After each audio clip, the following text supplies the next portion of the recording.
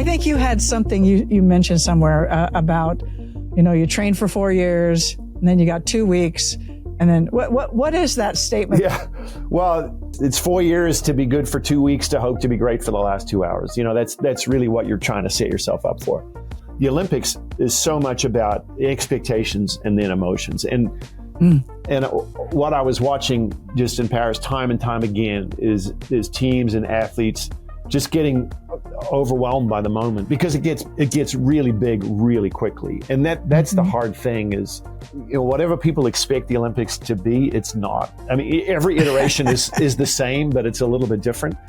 And then on top of that, like, there's going to be some really big emotional responses, and that whole idea of emotional control, again, we can talk about it, but you get experiencing it is a whole different thing.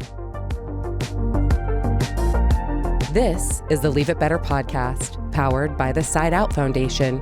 Here's your host, Hall of Fame coach, Janice Kruger. Today's Leave It Better podcast guest is the all-inspiring Hugh McCutcheon. For those of you out there who may not be familiar with his contributions and accomplishments in and to the sport of volleyball, I encourage you to find a good seat and get ready to be inspired. Hugh McCutcheon is not only a legendary coach, but also was a player, played for the New Zealand national team, played collegiately here in the States at BYU under the Carl McGowan, and was part of as an assistant coach for the U.S. men's national team with Doug Beal. Then he took over as the head coach, winning the 2008 gold medal in Beijing Olympics. Decided to stay challenged in his learning and development as a person. He takes on the women's role as the head Olympic coach and has done that, had done that through 2 Olympic quads. And finding international volleyball may have been pretty demanding in terms of having a family and being able to do your best. He retired from that and took the role as the head volleyball coach at the University of Minnesota. There he had tremendous success. Stepping down from that just recently, he has become in a new role there for the University of Minnesota as the assistant athletics director, sport development coach. And then he's recently released a book called Championship Behaviors that I highly recommend people read. He's just came back from the Olympics as a senior representative for the FIVB, in which he's working to further the global growth of volleyball. So, wow, there's more. Hugh, kind of takes my breath away talking about your accomplishments, but wow. Well, yeah, it's good to be here, and it's been an interesting journey, that's for sure. I think I've been fortunate enough to see it through all these different lenses, so I'm grateful for that. Yeah. Well, I want to jump back just to I read some things early on that we were pretty lucky, I think, that you dunked a basketball maybe and somebody saw you and then volleyball became your love. How lucky are we? Well, how lucky am I? But it's interesting that, this whole thing started with a moment that I would say, I'm not going to say it was good or bad, but I don't think that whole interaction was maybe handled the best way. How about that? So, oh dear. Okay. Yeah. We went, but here we are, it worked out great. But here we are. Yeah. I have one more little tidbit about that, your earliness, because I am so inspired by learning about people's history and really the beginnings. And there was another tidbit here. I think you were around age 15 and you watched the men win the gold medal in the 1988 Olympics. Yeah, I was 18 actually. There you go. Oh, you were 18, a little bit older. Point. Yeah. So you got 3 degrees. You're a heck of a volleyball coach. Because of your ability to lead people through, teams through, and accomplish great things, you have been honored several times. And one of the last honors, I think, is the International Volleyball Hall of Fame recognition that you received. And this, I believe, was while you were coaching still at Minnesota. Mm-hmm. And the funny little story that I caught with that is that this is a pretty prestigious event that somebody would just love to go to. And as a coach, you chose to stay there with your team and be their leader, be the person that was going to continue to guide them through, even though you were receiving some pretty serious recognition in the world of volleyball. How do you make a choice like that? Well, at the time, it seemed, and even today, it just seemed like the right thing to do. And maybe that's always what it's been about, is just trying to do the right thing, leave it better than you found it.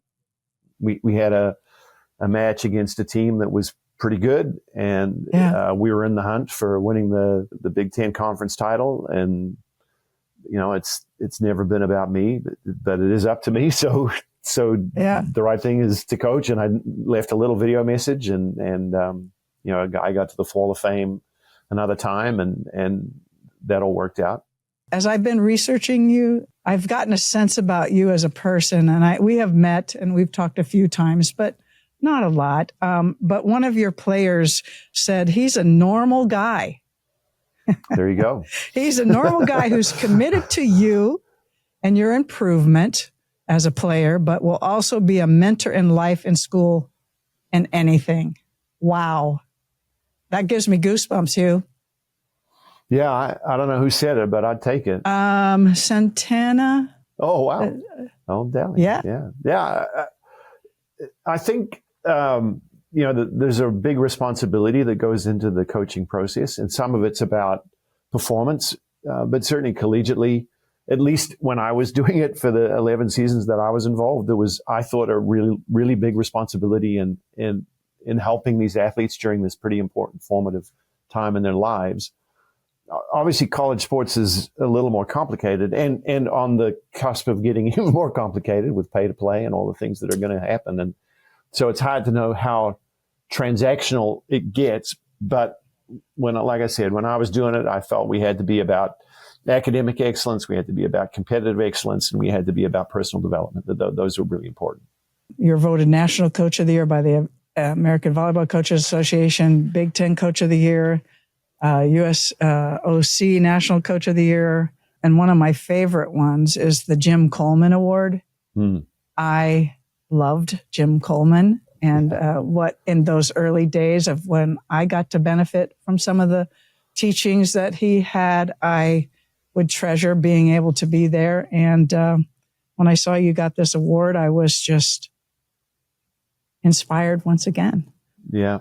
No, it's nice to get these acknowledgments. Of course, it's not something you control, but it seems to be maybe some validation that you were doing a good job or something like that. And it's certainly with Jim, because his history with the USA Volleyball is so deep and rich. It was a nice honor for sure. Yeah. We're going to talk about a couple of things. I want to have some conversation with you about being the head coaches for the men and the women's Olympic team. Sure. And then also about some of the things that have come about and your time with collegiate volleyball, and then now in this new role that you're in, and maybe some insights into the future of volleyball as a part of the FIVB and looking for the growth and the kind of changes that you might see coming forward. So, you coach both the men's and the women's volleyball Olympic teams. Both earned medals, won the gold medal for the men in the 2008 Olympics, then the 2012 silver medal for the women. How did these experiences differ, and how were they somewhat the same? Well, let's start with the similarities, because there are a lot of them. Whenever I do a little bit of speaking here and there, and one of this idea of having coached both men and women is a topic that seems to interest people, because they always want to be like, hey, which did you prefer, and all the rest of it. And listen, they're both really great teams and programs, and so what I tend to believe, what I do believe is that before we're men or women, we're people, and if you treat people right and invest in their development and treat them with respect, and it all tends to work out. And of course, our world tends to focus on differences. But, whenever I speak about gender in sport, first of all, I tell people, I'm not going to mansplain what it is to be a woman. But second of all, I'm not here to talk about gender differences because I'm not an expert in gender in sport. But what I can tell you is, like I said, there's more similarities. So I call it gender similarities. And one of the great things about our sport is we have these two iterations, the men's game and the women's game, but we change the constraints a little bit to adjust for the differences in height and power. So, the guys were touching 12 feet and hitting on an 8-foot net, well, approximately, and the women are touching over 11 feet playing on a 7'4" net. And so it all works pretty good. We can jump high and hit hard, and we both genders have human bodies and are prone to the effects of gravity and the biomechanics of it all. So the technical stuff, the tactical stuff, not too different. Of course, there's a little more slide in the 4-2, a little more D and back row, but even that is shifting. Yeah. So yeah, it was great to see it through those two lenses. And at the time, having won with the men, obviously I was very connected to that group in a good way. I mean, I love those guys, and we did everything we set out to do. Like that whole thing was not cooked, but it was kind of complete. So the idea of doing it all again didn't really seem that appealing relative to the opportunity of taking this paradigm on the men's side that had been developed over many decades by a lot of really great people. We talked about Coleman and McGowan and Beal and Dunphy, and there's a ton of it. And I'm sure I've left some people out, but anyway, these people that had at the beginning of kind of volleyball and how it was going to be played in the US had made a decision on the men's side, like, hey, we're going to formulate a paradigm that works for our athletes based in some scientific rigor. And I think on the women's side, there was probably a different journey. At least it seemed philosophically, it was more nested in some of the stuff that was going on in Japan, for example, who in the late 60s, early 70s were the best team in the world. And, they had their methods but the opportunity I saw was, what if we coached our U.S. athletes like U.S. athletes?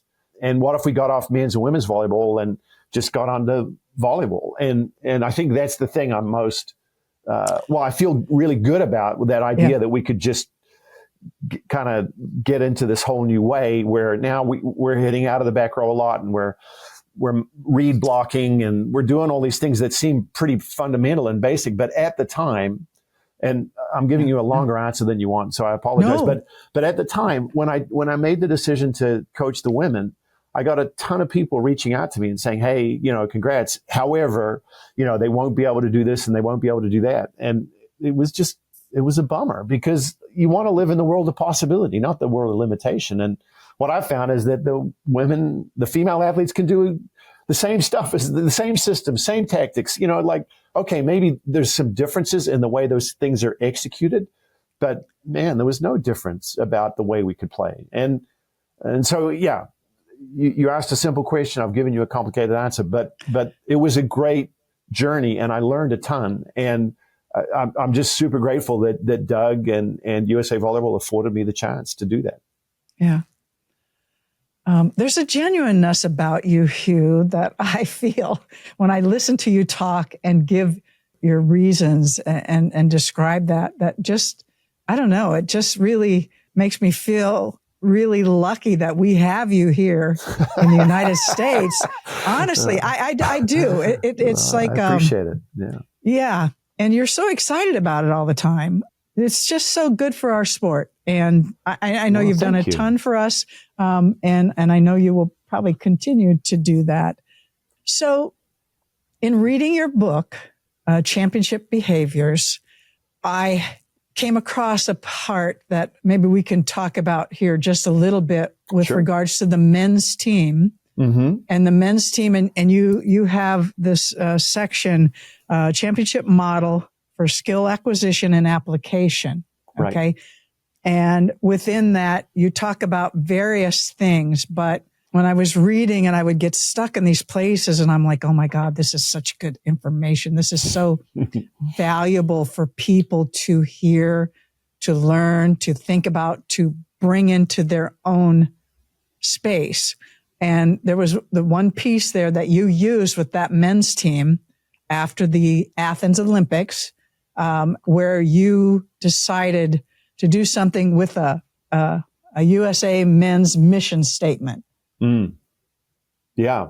Can you talk about that whole process? And, Sure. and we'll even get into Reed at the end and maybe some of his comments. Yeah, we could talk about Reed as well. No, so one of the things that I believe is that the more clarity you can have around what it is you're actually trying to do, first of all, I think it becomes easier to conceptualize and maybe even easier to commit to. And I think in the past there had been like, hey, we're playing for USA, and not to diminish that, but that's important. Right. But it was clear that the national team was kind of a conduit to a better professional contract, more than it was, hey, the national team is the most important thing. And yes, we also get to have these great professional opportunities as a byproduct of being great representatives of USA. And as we were, the decision to just take the national team job was not an easy decision. It seems like it all was pretty seamless. I was an assistant in Athens, and that was great. I think we had a really good Olympics based on where we were, in 2003. Anyway, I thought 2004 was a good year for us, but I had never really thought too much about applying until kind of in that year. It was suggested that I consider it. So anyway, where I'm going with this is, before you take that job, you've got to have a really good idea around what's the value you can add. I mean, what can we actually do? Because it was my first head coaching job in the US. I'd coached a men's team in Europe for a couple of seasons, but I'd never coached, being a head coach of a team in the US. And so it wasn't a no-brainer. So what are we going to do? What's our competitive advantage? What's the goal? Why are we here? Just really try to give that some structure. So yes, my feeling was that we had a few things that we could lean into around the way that we competed and maybe the way that we worked together, some things that I think could be good for us. But also that had to be connected to an outcome that, smart goals, right? They have to be achievable. But this was right on the edge. I'll give them that. Okay. However, we'd gotten fourth in Athens. So it wasn't like we were chopped liver. But the difference between, the top 10 teams and the top 2 teams is pretty significant. People would ask me all the time, like, what's the difference between, Big Ten volleyball and Olympic volleyball? And you'd say, well, in Big Ten volleyball, to win the Big Ten championship, maybe you've got to pass a free ball perfectly 19 out of 20 times or something. But to win a gold medal, you've got to do it 99 out of 100. And that space seems really small, but it's actually massive. And so I lobbed to the guys in 2005. Here I am coaching the team, and we had some time. So we had a little chat. We took an afternoon off practice, and we got into a discussion around what are we doing here? What are we committing our lives to? Because to me, that's an important thing to understand. Why are we here? What are we doing? And if we can figure that out, then that tends to frame everything that follows thereafter. Yeah. So I lobbed out there the idea of being Olympic champions. I'm not sure I got laughed down, but there was certainly some strange looks. And a lot of that was connected to the fact that, one, there are 222 countries and federations that play volleyball. 11 get to qualify for the Olympics. The host country plus the other 11 teams, right? So already the odds are not necessarily in your favor. It's almost as hard to qualify it as it is to win the thing. That's for sure. And then to qualify for us and to get to Athens, we had this thrilling and harrowing experience of playing Cuba in Puerto Rico and winning 15-13 in the fifth, which was great. But you're a couple of points away from, there's 4 years of your life down the drain. So I think a culmination of all of that, the idea of putting Olympic champions as part of the mission seemed to be a bit of a stretch. But from my perspective, I said, well, there were two things. One, culturally, it's USA, right? So no one in America is running around saying we're number 4. That's not part of the U.S. narrative, right?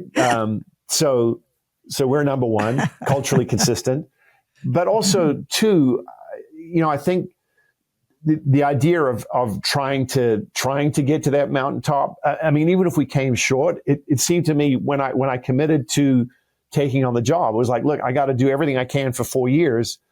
And then at the end of it, we're going to be good enough or we're not. But you don't want to think, man, I woulda, coulda, shoulda over the course of that quadrennial. And so it was this idea of like, hey, if we're going to do it, let's really try to do it. Otherwise, we're just kind of not wasting each other's time, but we're not really in it. So there we go. Yeah. So Olympic champions became the goal. Immediately, there was an expectation around what it looked like in practice and the effort and the expectation around the way we trained, the way we competed, the way we learned, the way we behaved. By just having that as the goal, there was all of a sudden a lot of things that automatically fell into place that really helped us to be good in 2008. Yeah, and I think one of the things I found with that statement, and if you don't mind, I'd like to read it, because there's some things, the way you say it and how it kind of became the identity for your group. The mission of the USA men's volleyball team is to become champions of the 2008 Olympic Games in Beijing. As members of this team, we will invest ourselves completely in pursuit of this goal. We are committed to becoming students of the game. We will work tirelessly with our bodies and our minds to realize our individual and collective potential. We will compete relentlessly, and we will remain composed and focused in the heat of battle. At all times, we will strive in thought and in action to represent ourselves, our team, and our country with honor. Wow. I think I read something that you asked them to come up with several things, and then you took it and you kind of laid that out. Mm-hmm. And it's so clear. And in the way you were intending for them to grasp a hold of that, it was very, like, they understood exactly the meaning of some of those things. Is that correct?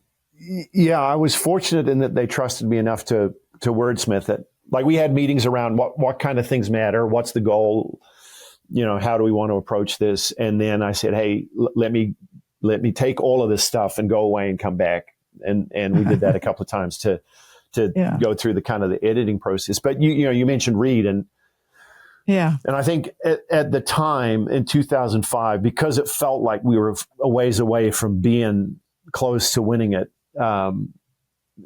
there were some spaces that got created. Like, hey, we're saying this, but I don't think we're there yet. And to me, like, I think part of the job of any coach is to see who you can become. I mean, we all know who you are today, but you got to say, hey, look, we think we can go and be better in these phases. And maybe, part of the deal with the goal was to be really clear around what skills correlated highly to winning Olympic gold medals, and then what level of execution within those skills. So we could see kind of how we measured up against the best team in the world. And they weren't, I mean, the spaces were there, but they weren't massive. But even that idea, that perception of like how we see ourselves was part of the change that needed to occur as well. And so, by writing it out, you're right. I mean, I tried to make it clear and simple and actionable, because otherwise it's just a waste of everyone's time and energy. But as I was speaking to, like, once we all said, okay, this is what we're going to do, and we signed off, it became part of the deal. And I think, we were talking about Reed. He expressed his doubts in the book, and he talks about that, which is, I think it's kind of interesting. But also, he says, hey, at the end of it, I realized that everything we wrote down is what we did, and how powerful that document ended up becoming. And to me, that's the biggest validation of that process you could hope for. Yeah. I felt proud for them. Yeah. Me too. They got to go through that, I was, as you mentioned, I was in Paris, right, for the 24 Olympics, and I'd participated in 3 as a coach, and, people how's the Olympics? And you're like, well, when you're there coaching volleyball, you start the day after opening ceremonies and you finish the day of closing ceremonies. If you're in the medal round, which we were all three, it's a grind. And it's great because it's a chance to go to the mountaintop, but it's not like you're off, running around the village and seeing stuff and going to all these events and it's, rainbows and ponies. You're in there. So this time around, working with the FIVB, I was helping oversee beach and indoor. So I got to see both venues. I had some extra time to go see some other stuff. But also I got to watch a lot of really good volleyball. And at the time, obviously winning and even the silver with the women in 2012, I'm proud of both accomplishments for those teams. But at the time, it felt like we were just doing our job. I mean, that's what we'd set out to do. In fact, with the women, it stung a little bit because we were good enough to win it. We just weren't good enough on the day. But having watched it now through this different lens, not as a participant, but as someone that's there to support the whole thing, winning gold medals is hard. It's difficult. So it gave me this much deeper appreciation for what that team achieved. And, you said it makes you proud. I'm proud of those guys too, because it's hard. Yeah. Yeah. I watched every match of men and women beach as much as I could. Mm-hmm. And I was really proud of both or all the teams really. The men, I was disappointed for them because I wanted that group of guys that have been together for so long. And they were good enough. Yeah, and they were good enough. They were good enough. And sometimes that doesn't work out. That's the thing that's hard. Yeah. I think you had something you mentioned somewhere about, you trained for 4 years and then you got 2 weeks. And then what is that statement that you made? And then you got to be good the last 2 hours. So I was like, oh my God. It's 4 years to be good for 2 weeks to hope to be great for the last 2 hours. That's really what you're trying to set yourself up for. The Olympics is so much about expectations and then emotions. And what I was watching just in Paris time and time again is teams and athletes just getting overwhelmed by the moment because it gets really big really quickly. And that's the hard thing is, whatever people expect the Olympics to be, it's not. I mean, every iteration is the same, but it's a little bit different. And then on top of that, like there's going to be some really big emotional responses and that whole idea of emotional control, again, we can talk about it, but you get experiencing it is a whole different thing. And I think that's why I kind of realized like, hey, we should be pretty proud of that 2008 group and the 2012 group because that's a tough competition. It's hard. Yeah. Yeah. So what did you mean by it? They have expectations of what it's going to look like, but it's not. What could you explain that a little bit to me? Yeah. I mean, the Olympics is really special. And I think Paris demonstrated that. I mean, it's an incredible meeting of the world where differences are put aside and similarities are brought to the forefront through this idea of competition and that idea of sportsmanship and doing it the right way and it's this very unifying thing, which is great. Now, when it comes to the competition, the narrative I think that a lot of Olympic athletes or Olympic sport athletes are told is that, hey, this is the culmination, this is the pinnacle of your athletic career, and of course it is. However, the narrative we also get with that is, it's ticker tape parades and you're on the talk shows and you're on the Wheaties box and all that kind of stuff. But I think when you're going into it, you think, okay, it's the pinnacle of athletic achievement. So therefore, I don't know, the village is going to be like this and the meals are going to be like this and the venues are going to be, like you start building out expectations around how it's all going to be and how it's all going to go. And generally it's not like that, and like I said, every iteration's the same, but a little bit different. Mm-hmm. So I think athletes' expectations or even the expectations that are connected to that event are a lot. And part of the thing I talked about in the book towards the end, and maybe you have it, maybe you don't, but the flip side of that is that even Olympic success, in our country, it's defined as a gold medal. So, if you're a silver medalist or a bronze medalist, it's quickly dismissed, even though it might be a really significant achievement, which kind of seems a little clunky. But in addition, like we said, there's the TV, there's the whatever endorsements, there's all these things that get talked about around gold medal achievement. But generally that happens for one or two people. And there's about 90 to 100 individual gold medalists in every summer games. Like in 2008, I think USA won 36 gold medals. Some of those were in team sports, right? So there's 12 people per team sport. So now all of a sudden you get to about 80 or 90 people. There's only one Wheaties box. So there's room for one, so that person's pretty good, but everyone else, so a lot of people really struggle post Olympics with how to deal with that. It feels like we're kind of, I'm going to use the word promised, but the idea of is like, hey, this is what it is to win a gold medal. But even then, like the next day, and believe me, life with a gold medal is much better than life without it. But I'm just saying, like, the next day, you still got to get up and make your bed and, make your breakfast or whatever and get on with it. I mean, it's still you. It just happens to be you, and you did something really, really cool and unique. One of the things as a coach I absolutely loved doing is putting together the process and going through the building and getting people to a place where they could have opportunities to be successful. And if they got there, great. Mm-hmm. But I always absolutely loved that process of teaching, learning, and watching accomplishments happen. And there were times where it was really great, and there were times where maybe we fell a little bit short. The way I see it is we have, and I think this was expressed more in the collegiate space, because you have these limitations around how many hours you can spend with them and how many years you get them for. And so it really feels like the time constraint is real. And I kind of explain it or talk to people out, like we've got this continuum about how far we can get in terms of volleyball skill, volleyball IQ, how to play, how to maybe even physical preparation, mental preparation, all that kind of stuff. So we've got this continuum, and it's like, hey, how far can we get along the continuum?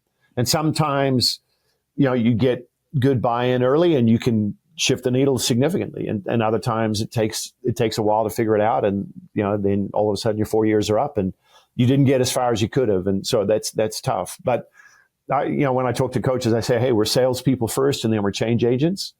And what I mean, we're not selling used cars. We're selling, a paradigm based in scientific rigor around achievement and improvement. But if we don't get the buy-in, like if the athlete doesn't want to change, they're not going to change. So that's part of the early conversation is, what gets you to us isn't enough to get us where we want to go. So are you okay learning and making change? And not every athlete is. Not every athlete wants to get a little bit worse to get a whole lot better. Yeah, that's another component of making change, is trying to fix something that you already have a habit in is not an easy process either. No. So with regards to your book, Championship Behaviors, what inspired you to write this book, Hugh? And how are we going to make some changes that are going to help our coaches be exceptional and great working with our young people? What inspired you to write the book, and how do you see this book helping people?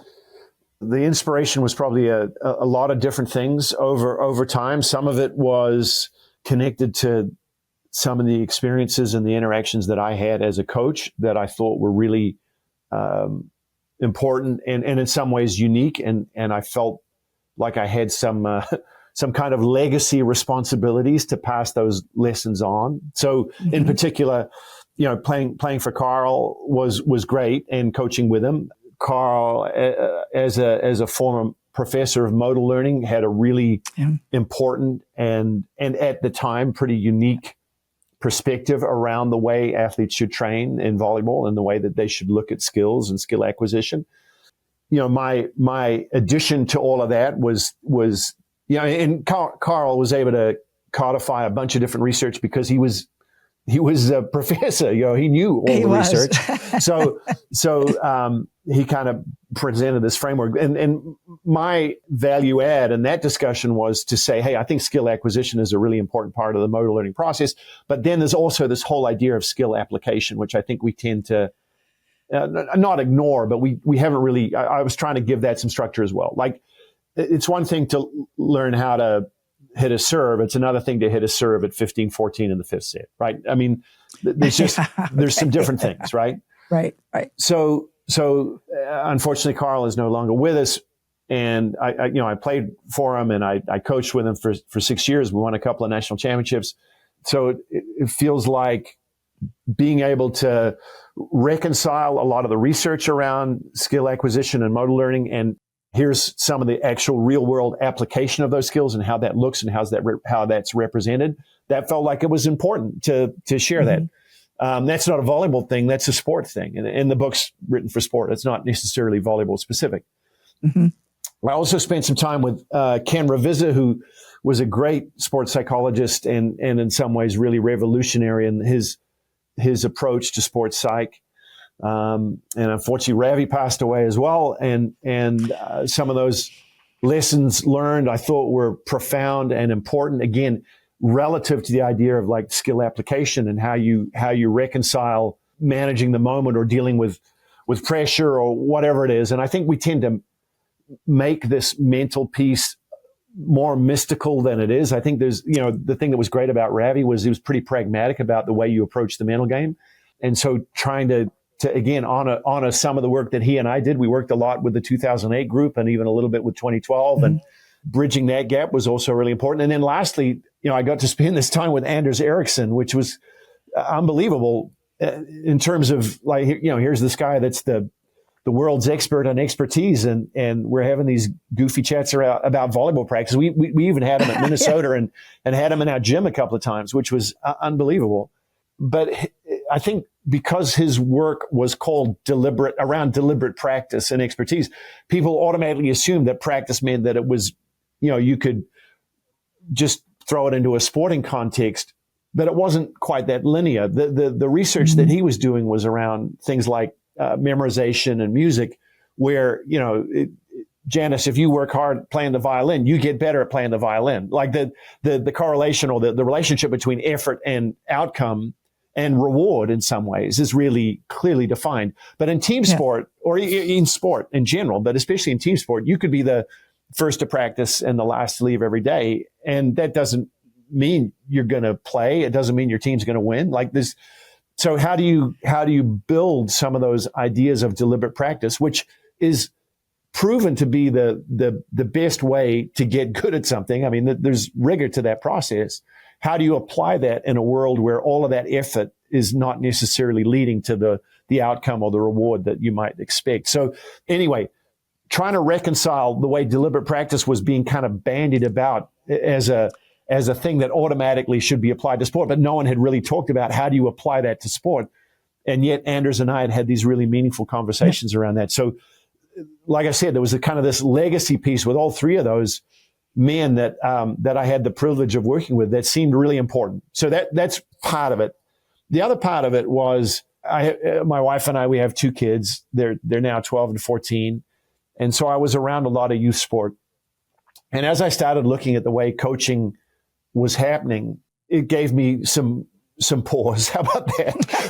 First of all, there's not much scientific rigor in our country around coach development or anything like that. So the way I would describe it is, I could go to med school and in 12 or 14 years, you get to call me doc, but you can call me coach tomorrow. And all I've got to do for that is just raise my hand and say, I'll do it. And we give all of this power, all of this influence, to the coach, right? And yet none of that's earned, it's given. And so by its very nature, low barriers to entry, power given, not earned, all kinds of things that can get a little wacky. And on top of that, all of this kind of tradition-based stuff versus this idea of actually applying scientific rigor to your methods as a coach.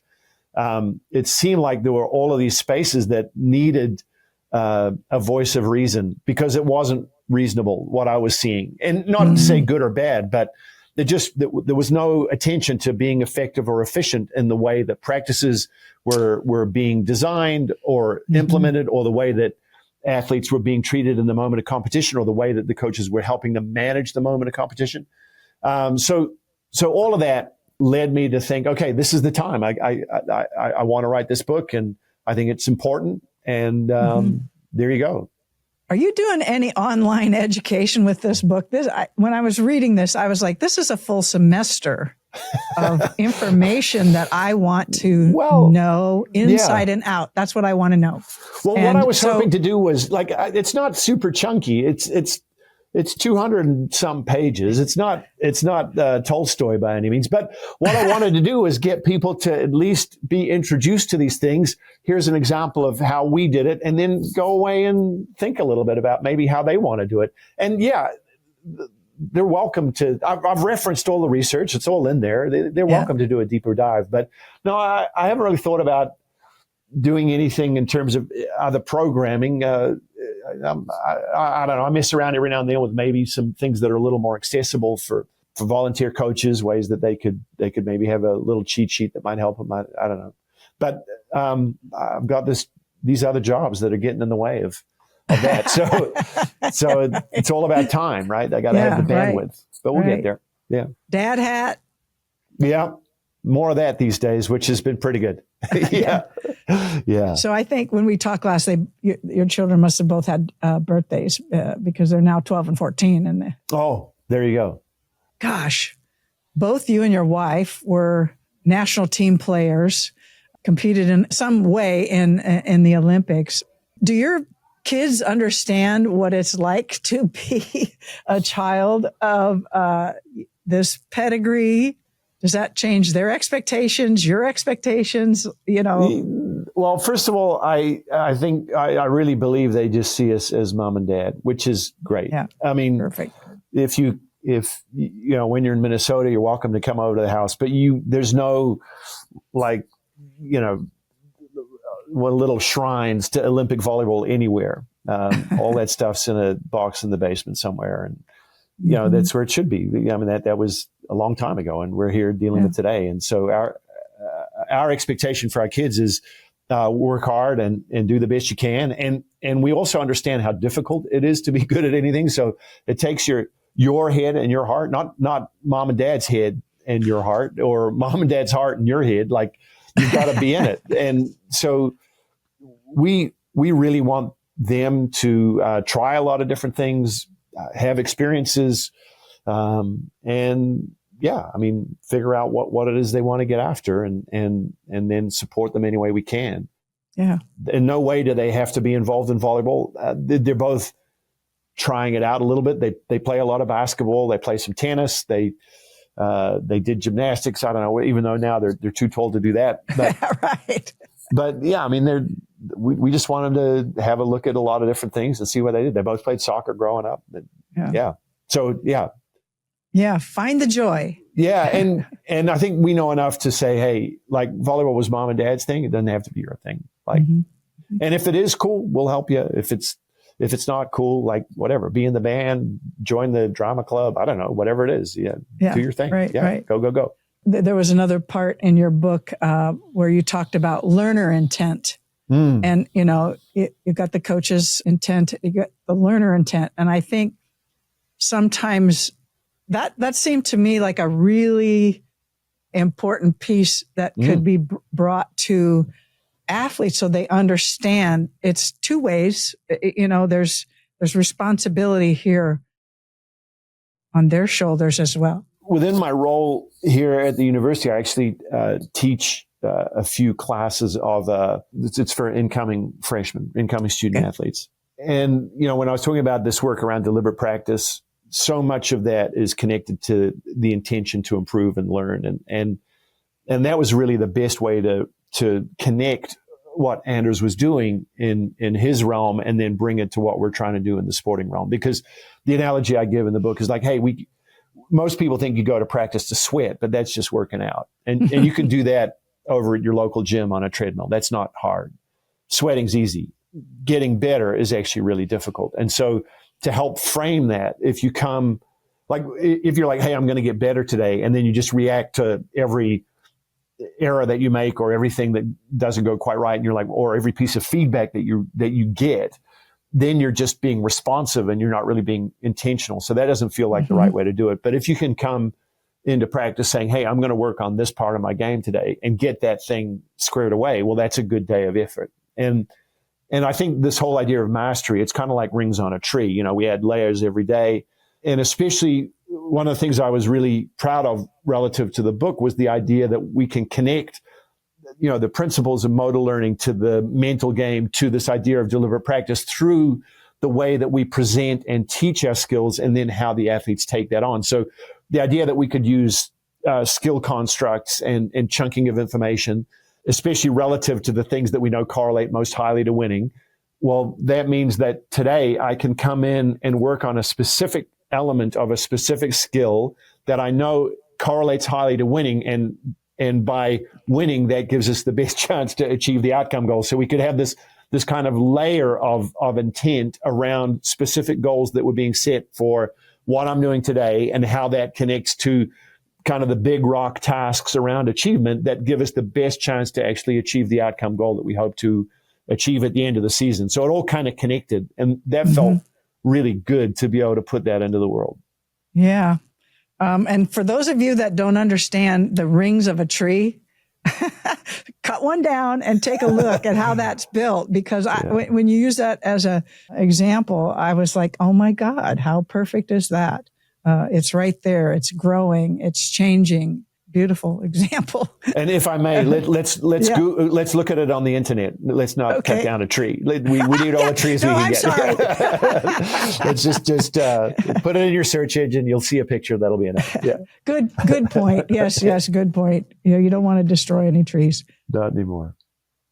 So in your role at the department there in Minnesota, are you using this book, your experiences as a international coach, as a player, as an Olympic coach?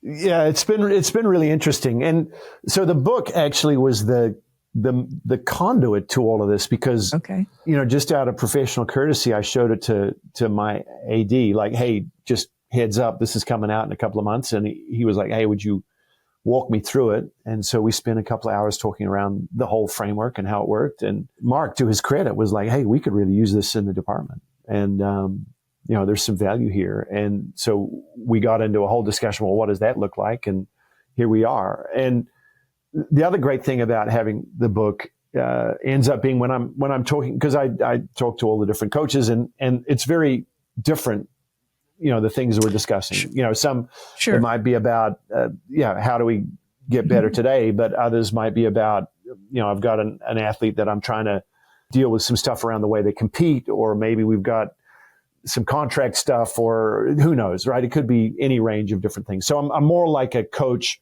resource, and advocate. I'm certainly not coaching coaches. They know what they're doing, but resource and advocate. But the other thing is like, okay, now we're talking to whatever, the hockey coach about stuff. The last thing they want to hear is, you know, me waxing philosophical about all of these anecdotes of back in the day we used to do it this way. No one wants to hear that. But what we can say is like, hey, here's the science of achievement as illustrated in the book in this objective way. And here's the way we applied it. And maybe here's some things you could consider in the way that you apply it that works in your world. So the book has been really, really important relative to being able to engage in an objective way with the coaches. But I also work a lot with admin just around kind of strategy and how it works. I think there are some real spaces between admin and coaches. Yeah. And that's not anyone's fault. That's just the reality of the way it is. So being able to bridge some of those spaces or give some different perspectives, I think has been valuable. And then lastly, I do a little bit of stuff with student athletes still, but that's more talking about this space of how to compete and helping them kind of be better in the moment of competition as performance-based stuff. Mm-hmm. So that's been cool as well. So I get to wear a lot of different hats, and as you mentioned at the beginning, I have this consulting role with the FIVB, which has been great. So I'm still involved in the game that way, which has been really, really exciting and satisfying because there's so many wonderful things that are happening globally with our sport that it's cool to be a part of that too.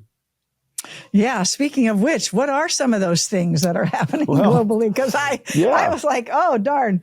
I actually reached out to Kathy DeBoer and I said, what, do you have a question you want to ask you? And that was one of them. It's like, what do you see coming? What are some things in, volleyball globally that you're excited about Well, I think there's lots of good. The thing that I think is most exciting right now about the FIVB is they have 3 distinct structures in place that can help to grow, but also to serve the 3 kind of major elements of what I believe an IF should attend to. One being obviously high performance, like the events. I think the shift in the way the international calendar has been structured and the way that it's all looking. I think we've been able to deal with a lot of the compression that was in the summers for the athletes, but also provide really important and meaningful events. VNL, Continental Championships are going to change, World Championships biannually. There's some really interesting things about the competition calendar that are going to allow, the best teams to play, the best athletes to perform at their best. It's going to be great. So that's cooked, or at least the model is there for that, which is great.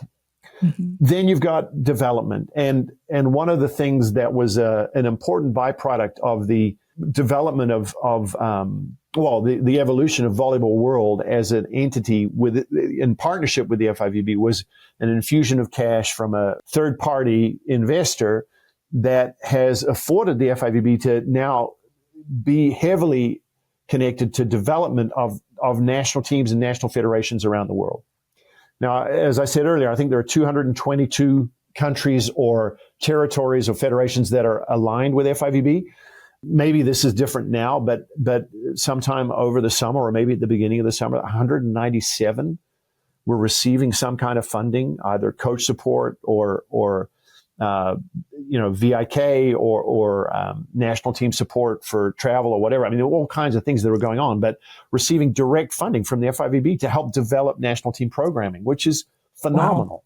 Wow. And the thing that's great about that is, if you have 222 entities that are connected to your IF, you need to engage with those entities in meaningful ways that help develop the game. And so here's something that the empowerment program is what it's called. And the empowerment program has been incredibly impactful, I think, in terms of helping develop volleyball around the world. And the last piece has just happened quite recently, and that's the development of the Volleyball Foundation, the FIVB Foundation, which affords you the opportunity now to invest in kind of mass participation projects. Oh, good. Not everyone plays at the Olympic level or the World Championship level, and not everyone's at the national team level within their country, but there are still a ton of people that are playing volleyball that love the sport that we can now connect with in meaningful ways through the foundation. And so there's some really incredible projects that are out there that the FIVB can now support. And so it feels like they've got some really cool structures in place that are exciting relative to the growth and continued development of the game. Yeah. Wow. Yeah, I like that last part for sure. So there's a change coming with how scholarships in Division I volleyball are being changed from a head count to an equivalency. And I'm not sure when that's happening, but basically it goes from changing that you can give, scholarships to it's X amount of dollars that you have. Mm-hmm. And you could give it to more people rather than just 12 as a head count sport. Right. How do you see this affecting volleyball here at Division I? Do you have any comment on that, or do you want to make any comment on that, Hugh? I'm happy to offer opinions. The pay-to-play thing is real, so that's happening. Yeah. And how that gets expressed at different conferences and different institutions is yet to be determined. So there's still plenty of unknowns, but what we do know is that scholarship opportunities are likely to increase in that programs can offer now up to 18 scholarships, I think, for volleyball. Okay. And as you said, they're no longer head count, so they can be equivalency. So you could have a lot of people receiving some scholarship assistance at a significant level. So roster composition and how that whole thing works and the idea of haves and have-nots, that's going to be a reality. I think I'm going to call it an issue. Maybe it was just the reality, but one of the issues with the way the NCAA was trying to manage all of this is you've got 350 or 330, whatever it is, Division I institutions. And so you're trying to regulate to the mean or even to the median, but yet your top end and your bottom end, their competitive realities are so different.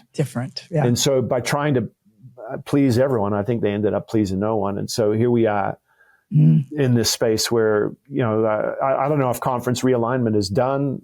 Maybe there's more coming in the next years.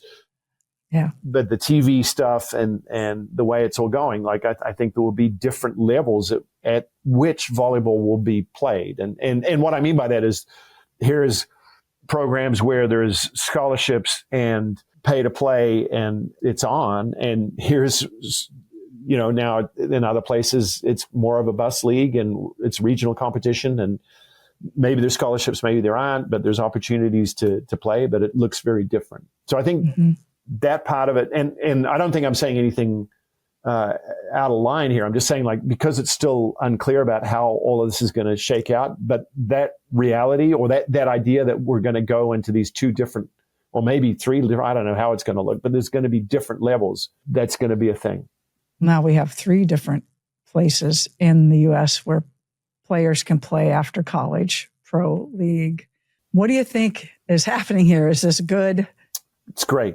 More players get to play. Yeah. I mean, first of all, it's important given the sheer numbers and volume of volleyball athletes that we have in this country that we have a professional league. I think it's time.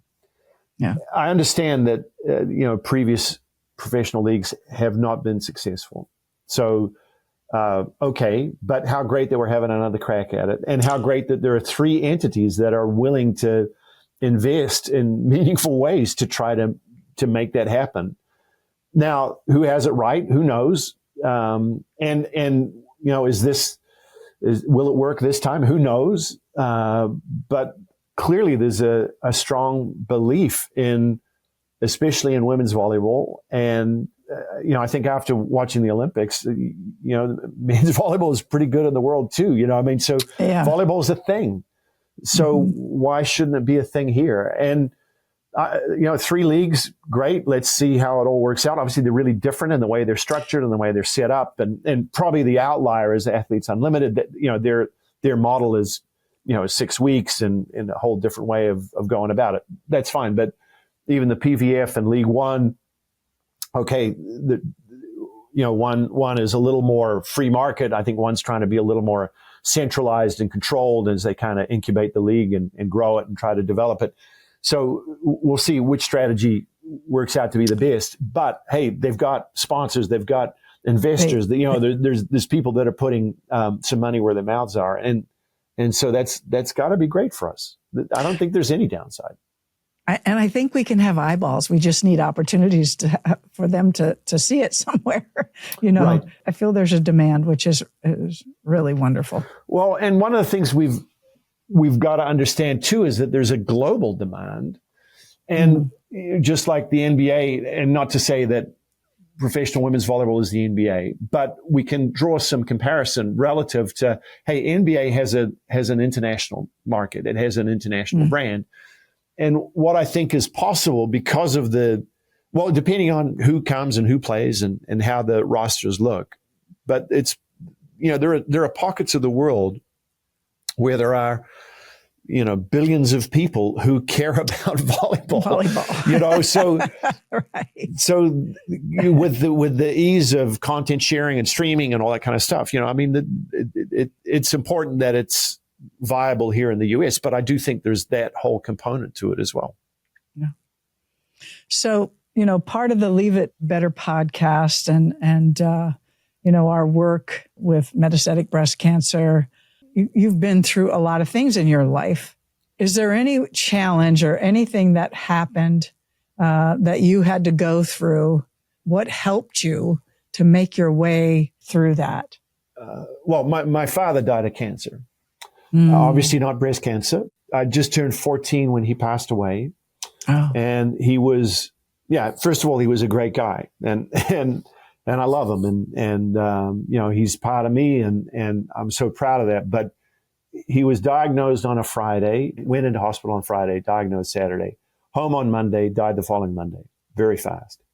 So I think we get into this, I'll call it a narrative, but this idea that somehow the world owes us or whenever these moments of adversity come, of course we have a choice. We can choose to go into kind of the poor me victim space, or we can say, okay, this happened and it was crummy and it sucked or whatever, but I still have a life to live and I'm still here and I still have an opportunity to go off and do some stuff. And so I'm just very grateful, I think, to my mom who, when I was 20, sent me on a plane to go to the US, and we weren't living high off the hog. My dad had died suddenly. My mom was working part-time when my dad died, and it was unexpected. There wasn't a lot of life insurance or anything. And now she's got 2 teenage kids she's raising and trying to figure all that out. And she's dealing with her own grief and all that kind of stuff. It was a lot. Mm-hmm. But I think that idea of like, hey, it's not so much what happens to you, it's what you do next. Like, I think so often in life we tend to be defined by these moments of adversity versus, hey, look, adulting is hard, and we all have difficult life circumstances that have been a part of our story or a part of our experience. And so that idea of like, hey, what happens next, or what do you do with that to me has been a really fundamental part of the way I've tried to approach stuff. Like, there's always opportunity in adversity. I'm a believer in that. And this too shall pass. Like, it's clunky right now and it's hard and it's difficult, but it's not going to be difficult forever. But the trap, of course, is if you let those moments define you, then you are trapped. Then you live in that space of victim mindset where it's kind of poor me and all the rest of it. And that's such a limiting way to live. Cancer sucks. We know that in any form, in any way. It's a indiscriminate killer, and it's hard to lose the people we love. That being said, we're still here. We've still got an opportunity, and who knows? I'm this random kid from New Zealand that ended up coming over here and coaching the national team. How weird is that? Like, I could never, right. I could never have dreamed that. You know what I mean? So I just think that idea, I said it earlier, like, hey, life's about possibilities, not about limitations. And so many of the limitations that people set for themselves are self-imposed. There you go. That's my take. Yeah. I'm sorry about your father. I had a similar experience. I was just slightly older than that. I was still junior in college, I believe. I lost my father. Well, I'm sorry about yours too. Yeah. The people around me and at the university at that time were incredible at coming in to help me along in that process. And you never have anything in life that's guaranteed, right? You just got to go with the day. That's exactly right. Hugh, thank you so much for coming on today. I truly have enjoyed this conversation and wish you the best in whatever's next for you. You're kind of a guy that never stops growing or never stops challenging himself. And it's something I really appreciate you giving us your time today. No, my pleasure. And one of these days I'll figure out what it is I want to be when I grow up, and we'll go from there. Right.